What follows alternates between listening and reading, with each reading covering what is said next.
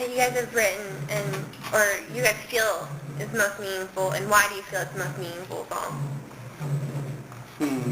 That is a good question. Wow. It could be, I think it might be different for all of us. It might be the same for some of us and different for others. For me, this EP as a whole is very, very important. I think to all of us we have the same as far as the whole EP goes, just because of what it stood for and the fight that the wedding has gone through over the years and where we are now and where we're headed.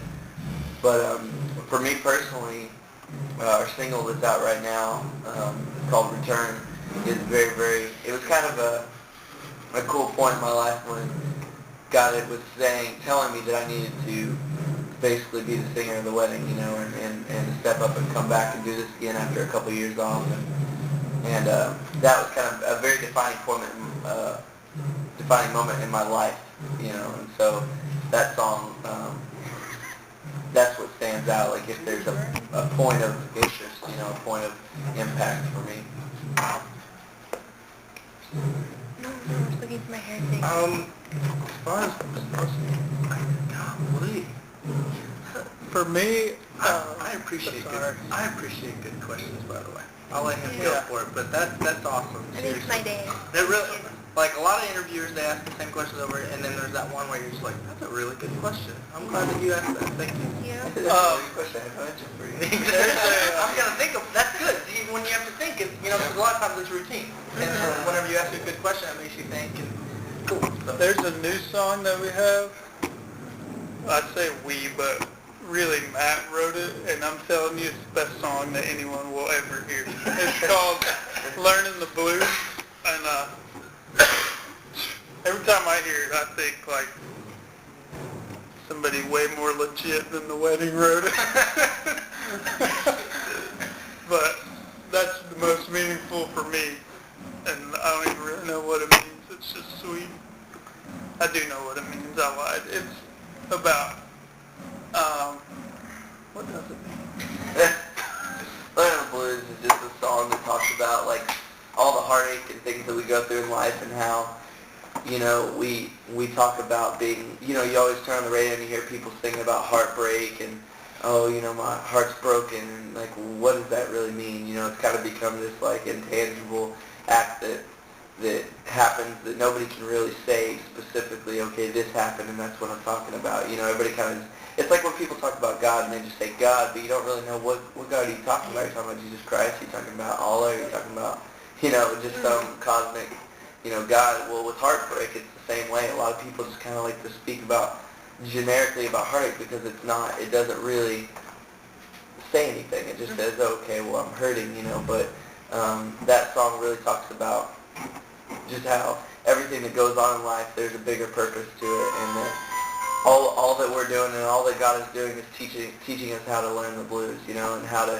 handle that heartache, and how to handle, you know, the darkness that we do encounter every day throughout our lives, you know. So.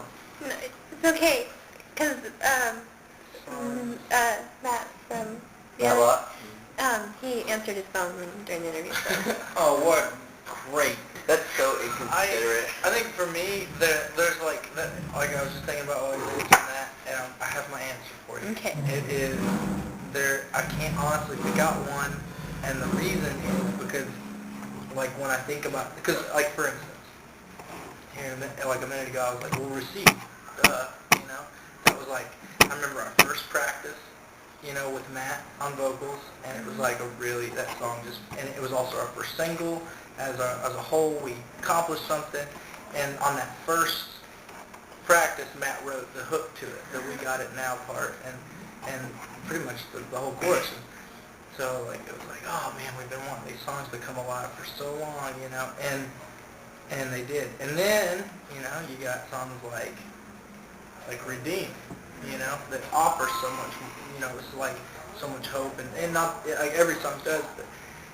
And then, you know, I was thinking, well, shoot, that one song, we call it, what do we call it? It's a joke name right now. We don't have, like, full names, but we call it Adam and Steve. Mm-hmm. But it was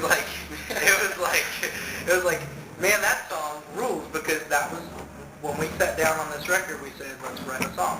And that was the first one that came out. And it was like, it holds such a, like a special place, I guess. So, and I don't know, the list could go on, but they just, I don't know, I guess for me, personally, like, there's a lot of songs that hold that same, like, not one more than the other, but they just hold so much meaning to me. So that's why I probably couldn't pick one, but the reason I couldn't pick one was because of that.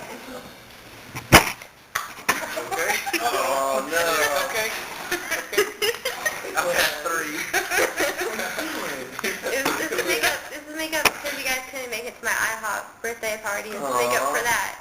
Aw. What? Because Sorry. guess what? I invited every band because you guys were in my hometown Monday. It was my birthday Monday. So I invited all the bands to my birthday party at IHOP. So it was... Well, in all fairness, that was a good one. That was a really good one.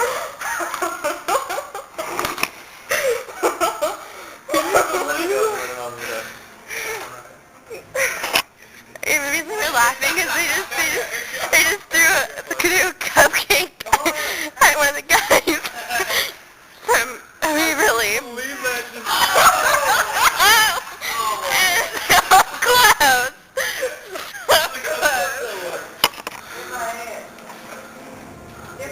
Don't waste it more. Yeah, don't waste it. We're not going to waste it. They've made us cupcakes, man. Why are you ruining our cupcakes? Quit kidding. We're We're trying to do an interview here. Golly. I'll clean Unprofessional.